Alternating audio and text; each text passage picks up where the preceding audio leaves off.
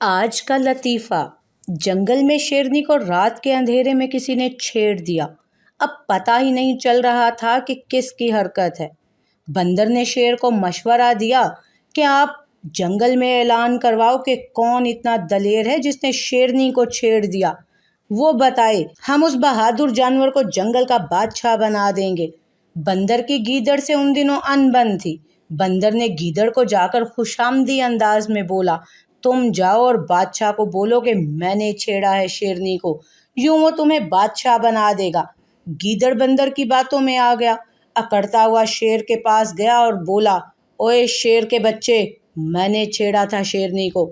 शेर ने गीदड़ को गर्दन से पकड़ा और दरख्त के साथ बांध दिया और सब जंगल के जानवरों को बोला कि इसकी तशरीफ पर 100 जूते जाकर मारो। सब जूते मारने लगे। जब बंदर की बारी आई और जूं ही बंदर ने जूता मारने के लिए हाथ ऊपर किया, गीदड़ ने गुस्से से मुंह घुमा लिया। ये देखकर बंदर चालाकी से आंख दबाते हुए बोला, की गल है जनाब, जदों दे बादशाह बने हो गरीबां नूं ते वेखदे ही नहीं जे।